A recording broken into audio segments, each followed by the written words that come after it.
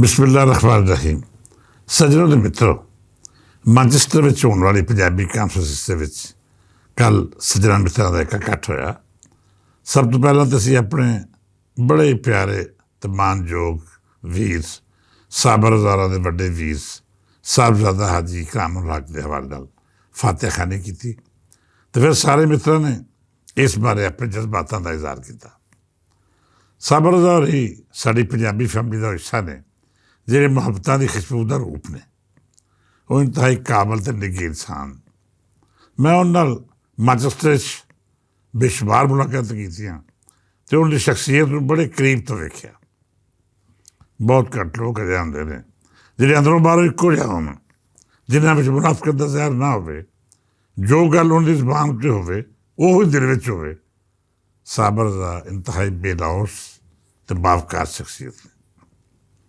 ਉਹਨਾਂ ਨੇ ਆਪਣੇ ਵੀਰ ਸਾਹਿਬਜ਼ਾਦਾ ਹਾਜੀ ਇਕਰਾਮੁਲ ਹੱਕ ਦੀ ਬਿਮਾਰੀ ਦੇ ਦੌਰਾਨ ਜਿਵੇਂ ਸੇਵਾ ਕੀਤੀ, ਅਜੋਕੇ ਵੇਲੇ ਵਿੱਚ ਅਜਿਹੇ ਜਜ਼ਬੇ ਅਤੇ ਮੁਹੱਬਤਾਂ ਬਹੁਤ ਘੱਟ ਲੱਭਦੀਆਂ ਨੇ। ਉਹਨਾਂ ਦਾ ਦਿਨ ਰਾਤ ਇਸ ਖਿਦਮਤ ਹੀ ਲੰਘਦਾ। ਜਦੋਂ ਵੀ ਉਹਨਾਂ ਨਾਲ ਗੱਲ ਹੋਈ, ਉਹਨਾਂ ਇਹੀ ਆਖਿਆ ਕਿ ਵੀਰ ਜੀ, ਲਾਲਾ ਜੀ ਲਈ ਦੁਆ ਕਰੋ। ਸਾਬਰ ਰਜ਼ਾ ਨੇ ਆਪਣੀ ਸਾਰੀਆਂ ਮਸਰੂਫੀਆਤ ਲਾਂਭੇ ਰੱਖ ਕੇ ਜਾਣ ਵਾਲੇ ਦੀ ਦਿਨ ਰਾਤ ਸੇਵਾ ਕੀਤੀ। ਘਰ ਉਹਦਾ ਜਨਾਜ਼ਾ ਸੀ, ਦੁਨੀਆ ਤੋਂ ਰੁਖਸਤ ਕਰ ਦਿੱਤਾ। ਸੱਚੀ ਪੁੱਛੋ ਤਾਂ ਦਿਲ ਉਦਾਸ ਵੀ ਹੈ ਅਤੇ ਪਰੇਸ਼ਾਨ ਵੀ ਕਿ ਭਾਈ ਭਾਈਆਂ ਦੀਆਂ ਬਾਹਾਂ ਹੁੰਦੇ ਨੇ। ਜਦ ਭਰਾ ਟੁੱਟ ਜਾਂਦੇ ਨੇ ਤਾਂ ਫਿਰ ਅਹਿਸਾਸ ਹੁੰਦਾ ਹੈ ਕਿ ਅਸੀਂ ਦੁਨੀਆ 'ਤੇ ਕਿੰਨੇ ਇਕੱਲੇ ਰਹਿ ਗਏ ਹਾਂ। ਮੈਂ ਸਾਬਰ ਰਜ਼ਾ ਨੂੰ ਆਖਾਂਗਾ ਕਿ ਵੀਰ ਜੀ, ਤੁਹਾਡੇ ਇਸ ਦੁੱਖ ਨੂੰ ਜਿਵੇਂ ਮੈਂ ਸਮਝ ਸਕਦਾ ਹਾਂ, ਸ਼ਾਇਦ ਹੀ ਕੋਈ ਹੋਰ ਇਸ ਦਰਦ ਨੂੰ ਮਹਿਸੂਸ ਕਰ ਸਕੇ। ਮੈਂ ਪਹਿਲਾਂ ਵੀ ਤੁਹਾਨੂੰ ਦੱਸਿਆ ਕਿ ਮੈਂ ਇਕੱਲਾ ਭਰਾ ਹਾਂ। ਮੈਂ ਆਪਣੇ ਬਚਪਨ ਤੋਂ ਇਸ ਮਾਰੂਮੀ ਨੂੰ ਆਪਣੇ ਨਾਲ ਜਵਾਨੀ ਚਾੜਿਆ, ਚਾਹੇ ਬੁਢਾਪੇ ਵਿੱਚ ਵੀ ਇਹ ਮੇਰੀ ਜਾਨ ਨਹੀਂ ਛੱਡਦੀ। ਇਸ ਮਾਰੂਮੀ ਨੂੰ ਮੈਂ ਕਈ ਵਾਰੀ ਨਜ਼ਰਅੰਦਾਜ਼ ਵੀ ਕੀਤਾ ਅਤੇ ਕਈ ਵਾਰੀ ਇਹ ਸੋਚਿਆ ਕਿ ਸ਼ਾਇਦ ਮੇਰਾ ਕੋਈ ਭਰਾ ਹੁੰਦਾ ਅਤੇ ਅਸੀਂ ਆਪਸ ਵਿੱਚ ਲੜ ਕੇ ਨਫ਼ਰਤਾਂ ਪਾਲਦੇ ਰਹਿੰਦੇ। ਸ਼ਾਇਦ ਉਹ ਮੇਰਾ ਬਾਂਹ ਮੇਰੀ ਬਣਨ ਦੀ ਬਜਾਏ ਮੇਰਾ ਸ਼ਰੀਕ ਹੁੰਦਾ। ਮੇਰੀ ਅਤੇ ਉਹਦੀ ਔਲਾਦ ਆਪਸ ਵਿੱਚ ਇਸ ਸ਼ਰੀਕੀਆਂ ਨੂੰ ਨਿਭਾਉਂਦੀ, ਦੁਸ਼ਮਣੀ ਪਾਲ ਲੈਂਦੀ ਜਾਂ ਇੱਕ ਦੂਜੇ ਨਾਲ ਮੁਹਾਜ਼ਰਾ ਕਰ ਦਿੰਦੀ। ਪਰ ਨਹੀਂ, ਅਗਲੇ ਲੰਮੇ ਦਿਲ ਆਵਾਜ਼ ਦਿੰਦਾ ਹੈ ਕਿ ਜੇ ਤੇਰਾ ਭਰਾ ਹੁੰਦਾ, ਉਹ ਜਿੰਨਾ ਵੀ ਲੜਦਾ, ਗਿਲੇ ਕਰਦਾ, ਸ਼ਿਕਾਇਤਾਂ ਸਾਹਮਣੇ ਰੱਖਦਾ, ਪਰ ਫਿਰ ਵੀ ਕਿਸੇ ਤੇਰੀ ਕਣ ਨੰਗੀ ਨਾ ਹੋਣ ਦਿੰਦਾ। ਦੁਨੀਆ ਵਿੱਚ ਤੂੰ ਕਦੀ ਵੀ ਇੰਝ ਇਕੱਲਾ ਨਾ ਫਿਰਦਾ ਜਿਵੇਂ ਅੱਜ ਤੇਰੇ ਪਿੱਛੇ ਕੋਈ ਨਹੀਂ। ਰਾਤੀ ਅੰਧੇਰੇ ਸਵੇਰੇ ਘਰ ਪਰਤਦਾ, ਤੂੰ ਜ਼ਰੂਰ ਪੁੱਛਦਾ ਕਿ ਵੀਰਾ ਖੈਰ ਹੈ, ਅੱਜ ਛੇਤੀ ਨਹੀਂ ਆਇਆ। ਕਿਸੇ ਥਾਂ ਕੋਈ ਝਗੜਾ ਲੜਾਈ ਜਾਂ ਫੱਡਾ ਪੈ ਜਾਂਦਾ ਅਤੇ ਮੇਰੇ ਨਾਲ ਖਲੋਂਦਾ, ਮੇਰੇ ਪਿੱਛੇ ਆਉਂਦਾ ਅਤੇ ਮੇਰੇ ਔਖੇ ਵੇਲੇ ਵਿੱਚ ਮੇਰਾ ਸਾਥੀ ਬਣਦਾ। ਮੈਂ ਇਕੱਲਾ ਹੁੰਦਾ ਦੁੱਖ ਜਿਵੇਂ ਪਾਲਿਆ ਹੈ।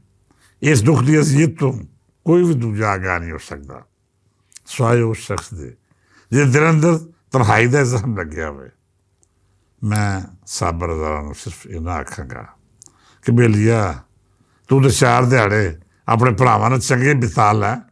ਗਿਲੇ ਵੀ ਕੀਤੇ, ਸ਼ਿਕਵੇ ਵੀ, ਦਿਲ ਦੀਆਂ ਗੱਲਾਂ ਵੀ ਸਾਂਝੀਆਂ ਕੀਤੀਆਂ ਅਤੇ ਆਪਣੇ ਦੁੱਖ ਵੀ ਸਾਹਮਣੇ ਰੱਖ ਲੈ। ਪਰ ਦਾ ਸੋਚ, ਜਿਸ ਸ਼ਖਸ ਦਾ ਹੈ ਹੀ ਨਹੀਂ ਸੀ, ਉਹ ਕਿਸ ਅਜ਼ੀਅਤ ਦੇ ਮਾਲੇ ਤੋਂ ਗੁਜ਼ਰ ਕੇ ਅੱਜ ਆਜ਼ਾਦੀ ਦੇ ਸਫ਼ਰ ਵਿੱਚ ਮੰਜ਼ਿਲਾਂ ਦੇ ਨੇੜੇ ਆ ਕੇ ਕੀ ਸੋਚ ਰਿਹਾ ਹੈਗਾ। ਬਹਰਹਾਲ ਆਪਣੀ ਜ਼ਾਤ ਦਾ ਦੁੱਖ ਅਤੇ ਅਜ਼ੀਅਤ ਆਪਣੀ ਥਾਂ ਹੈ, ਪਰ ਵੀਰ ਸਾਬਰ ਹਜ਼ਾਰਾਂ ਨੇ ਜੋ ਉਹਨਾਂ 'ਤੇ ਬੀਤੀ, ਜੋ ਉਹਨਾਂ ਦੀ ਫੈਮਿਲੀ ਉੱਤੇ ਭਾਈ ਉਹਨਾਂ ਦੇ ਰੁਖਸਤ ਹੋਣ ਪਰ ਦੁੱਖ ਦਾ ਭਾਰ ਟੁੱਟਿਆ, ਅਸੀਂ ਉਹਦੇ ਬਰਾਬਰ ਦੇ ਸ਼ਰੀਕ ਹਾਂ।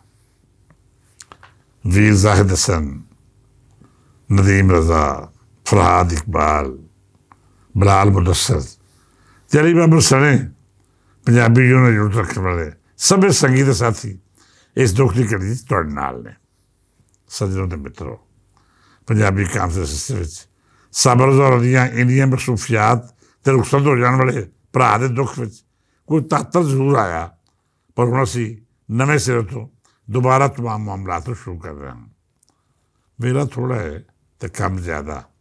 ਮਾਂਚੈਸਟਰ ਵਿੱਚ ਮਨਸੂਰ ਅਫਾਕ, ਮੇਰੀ ਬਹੁਤ ਹੀ ਪਿਆਰੀ ਭੈਣ ਰਜ਼ੀਆ ਚੌਧਰੀ, ਅਮੈਰ ਮਨਜ਼ੂਰ ਅਤੇ ਸਾਬਰ ਰਜ਼ਾ ਦੇ ਨਾਲ ਰਲ ਕੇ ਮਾਮਲਾਤ ਵੇਖ ਰਹੇ ਨੇ। ਅਤੇ ਲਾਹੌਰ ਵਿੱਚ ਵੀ ਅਸੀਂ ਸਾਰੇ ਰਲ ਕੇ ਹੁਣ ਕਾਨਫਰੰਸ ਦਾ ਪ੍ਰੋਗਰਾਮ ਫਾਈਨਲ ਕਰਨ ਵੱਲ ਜਾ ਰਹੇ ਹਾਂ। ਹੋਰ ਕੁਝ ਦਿਨਾਂ 'ਚ ਦਫ਼ਤਰਨਾਮੇ ਆ ਜਾਣਗੇ ਫਿਰ ਵੀਜ਼ੇ ਲੱਗਣ ਦਾ ਪ੍ਰੋਸੈਸ ਸ਼ੁਰੂ ਹੋ ਜਾਏਗਾ। ਮੈਂ ਅੱਜ ਦੇ ਪਲੇਟਫਾਰਮ 'ਤੇ ਖੁੱਲ੍ਹੇ ਅੱਖਰਾਂ ਰਾਹੀਂ ਸੱਜਣਾਂ ਮਿੱਤਰਾਂ ਨੂੰ ਰਲਦਾ ਸੱਦਾ ਦਿੰਦਾ ਹਾਂ ਕਿ ਉਹ ਇਸ ਕਾਨਫਰੰਸ ਸ਼ਾਮਲ ਹੋ ਕੇ ਨਾ ਸਿਰਫ ਆਪਣੇ ਵਿਚਾਰ ਸਾਂਝੇ ਕਰਨ ਬਲਕਿ ਸਾਡੀ ਵੀ ਰਹਿਨੁਮਾਈ ਕਰਨ ਕਿ ਅਸੀਂ ਇਸ ਉੱਚ ਪੱਧਰੀ ਪਲੇਟਫਾਰਮ ਉੱਤੇ ਦੇਸ਼ ਪੰਜਾਬ ਦੀ ਸੇਵਾ ਕਿਵੇਂ ਕਰ ਸਕਦੇ ਹਾਂ। ਖਾਸ ਕਰ ਤੀਜੇ ਪੰਜਾਬ ਵਿੱਚ ਵਸਦੇ ਪੰਜਾਬੀਆਂ ਨੂੰ ਉਚੇਚਾ ਸੱਦਾ ਹੈ ਕਿ ਉਹ ਮੈਨਚੈਸਟਰ ਵਿੱਚ ਹੋਣ ਵਾਲੀ ਪੰਜਾਬੀ ਕਾਨਫਰੰਸ ਵਿੱਚ ਰਲਤੇ ਹੋਣ ਤਾਂ ਸਾਡੇ ਨਾਲ ਮੁਕਾਲਮਾ ਵੀ ਕਰਨ। ਇਹ ਕਾਨਫਰੰਸ ਕਿਸੇ ਇੱਕ ਤਨਜ਼ੀਮ ਜਾਂ ਗਰੁੱਪ ਦੀ ਨਹੀਂ ਬਲਕਿ ਇਹਦੀ ਰਾਹੀਂ ਅਸੀਂ ਤੀਜੇ ਪੰਜਾਬ ਵਿੱਚ ਵਸਣ ਵਾਲੇ ਕਰੋੜਾਂ ਪੰਜਾਬੀਆਂ ਨੂੰ ਇਕੱਠਾ ਕਰਨਾ ਹੈ। ਅਸੀਂ ਆਪਣੇ ਪੰਜਾਬ ਦੀ ਰਹਿਤਲ ਅਤੇ ਬੋਲੀ ਨੂੰ ਆਪਣੀ ਅਗਲੀ ਪੀੜ੍ਹੀ ਤੱਕ ਅਪਣਾਉਣਾ ਹੈ। ਅਸੀਂ ਆਪਣੀ ਮੌਸੀਕੀ ਕਲਚਰ ਅਦਬ ਅਤੇ ਸ਼ਾਇਰੀ ਨੂੰ ਹਮੇਸ਼ਾ ਹਮੇਸ਼ਾ ਲਈ ਜ਼ਿੰਦਾ ਰੱਖਣ ਦੀ ਤਹਿਰੀਕ ਸ਼ੁਰੂ ਕਰਨੀ ਹੈ। ਸੋ ਆਪਣੀ ਆਪਣੀ ਸੋਚ ਅਤੇ ਖਿਆਲਾਤ ਦੇ ਨਾਲ ਸਾਡੀ ਰਹਿਨੁਮਾਈ ਕਰੋ ਅਤੇ ਇਸ ਸਿਲਸਿਲੇ ਵਿੱਚ ਮੁਕੰਮਲ ਤੌਰ 'ਤੇ ਸਾਡੇ ਨਾਲ ਸ਼ਾਮਲ ਹੋ ਜਾਓ। ਤੁਸੀਂ ਸਕਰੀਨ ਉੱਤੇ ਮੇਰਾ ਵਟਸਐਪ ਨੰਬਰ, ਕਾਨਫਰੰਸ ਦਾ ਵੈਬ ਪੇਜ ਅਤੇ ਇਹਦੇ ਨਾਲ ਸੋਸ਼ਲ ਮੀਡੀਆ ਰਾਹੀਂ ਜਿੱਥੇ ਜਿੱਥੇ ਸਾਡਾ ਰਾਬਤਾ ਹੋ ਸਕਦਾ ਹੈ ਉਹ ਸਭ ਹਵਾਲੇ ਵੇਖ ਰਹੇ ਹੋ। ਸਾਡੇ ਨਾਲ ਜੁੜੋ, ਗੱਲਬਾਤ ਕਰੋ ਅਤੇ ਪੰਜਾਬੀ ਤਾਰੀਖ ਦੇ ਇਸ ਰੂਪ ਨੂੰ ਹੋਰ ਸ਼ਿੰਗਾਰੋ। ਅਖੀਰ ਉੱਤੇ ਤੁਹਾਨੂੰ ਸਭ ਬੇਨਤੀ ਅਰਜ਼ ਕਰਾਂਗਾ ਕਿ ਜੇ ਸਾਡੀ ਬੋਲੀ ਜ਼ਿੰਦਾ ਰਹੇਗੀ ਸਾਡੀ ਰਹਿਤਲ ਅਤੇ ਪਹਿਚਾਣ ਸਲਾਮਤ ਰਹੇਗੀ ਅਤੇ ਦੁਨੀਆ ਵਿੱਚ ਪੰਜਾਬ ਦੀ ਤਰੱਕੀ ਦਾ ਰਾਹ ਕੋਈ ਨਹੀਂ ਰੱਖ ਸਕਦਾ। ਸਾਨੂੰ ਇਹ ਤਾਸਰ ਗਲਤ ਕਰਨ ਦੀ ਲੋੜ ਹੈ ਕਿ ਪੰਜਾਬੀ ਤਰੱਕੀ ਦੀ ਬੋਲੀ ਨਹੀਂ, ਇਹ ਜਦੀਦ ਜ਼ਮਾਨੇ ਦੇ ਤਕਾਜ਼ੇ ਪੂਰੇ ਨਹੀਂ ਕਰਦੀ। ਅਸੀਂ ਇਹ ਝੂਠੇ ਤਾਸਬ ਅਤੇ ਸਾਜ਼ਿਸ਼ਾਂ ਮੁਕਾ ਕੇ ਆਪਣੀ ਨਵੀਂ ਪੀੜ੍ਹੀ ਨੂੰ ਬੋਲੀ ਅਤੇ ਰਹਿਤਲ ਨਾਲ ਇੰਝ ਜੋੜਨਾ ਹੈ ਜਿਵੇਂ ਉਹਨਾਂ ਦੇ ਜਜ਼ਬਾਤ ਅਤੇ ਸੋਚਾਂ ਦਾ ਹਿੱਸਾ ਬਣ ਜਾਏ। ਅੱਜ ਲਈ ਨਹੀਂ, ਕੱਲ੍ਹ ਫੇਰ ਪੰਜਾਬੀ ਕਾਨਫਰੰਸ ਬਾਰੇ ਵਿਚਾਰ ਸਾਂਝੇ ਕਰਾਂਗੇ ਅਤੇ ਇਹਦੇ ਨਾਲ ਤੁਹਾਨੂੰ ਅਪਡੇਟ ਵੀ ਰੱਖਾਂਗੇ ਕਿ ਸਾਡੀਆਂ ਤਿਆਰੀਆਂ ਕਿੱਥੋਂ ਤੱਕ ਆਪਣ ਰਹੀਆਂ ਨੇ। ਬਾਕੀ ਅਖੀਰ ਉੱਤੇ ਇੱਕ ਵਾਰੀ ਫੇਰ ਵੀਰ ਸਾਬਰਜ਼ਾਰਾਂ ਨਾਲ ਇਜ਼ਹਾਰ ਤਾਜ਼ੀਅਤ, ਉਹ ਇਕੱਲੇ ਨਹੀਂ, ਅਸੀਂ ਸਭ ਪੰਜਾਬੀ ਉਹਦੇ ਨਾਲ ਹਾਂ ਅਤੇ ਦੁੱਖ ਦੀ ਇਸ ਘੜੀ ਵਿੱਚ ਉਹਦੇ ਨਾਲ ਖਲੋਤੇ ਹਾਂ। ਰੱਬ ਸੱਚੇ ਅੱਗੇ ਦੁਆ ਹੈ ਕਿ ਉਹਦੇ ਵੱਡੇ ਵੀਰ ਸਾਹਿਬਜ਼ਾਦਾ ਹਾਜੀ ਇਕਰਾਮ ਹੱਕ ਨੂੰ ਬਚਤਾਂ ਵਿੱਚ ਉਚੇਰੀ ਥਾਂ ਦੇਵੇ ਅਤੇ ਉਹਨਾਂ ਦੇ ਸਵਰਗਵਾਰ ਨੂੰ ਹਿੰਮਤ ਅਤੇ ਹੌਸਲਾ ਦੇਵੇ। ਇਜਾਜ਼ਤ ਦਿਓ, ਕੱਲ੍ਹ ਫੇਰ ਮਿਲਾਂਗੇ। ਰੱਬ ਰੱਖਾ।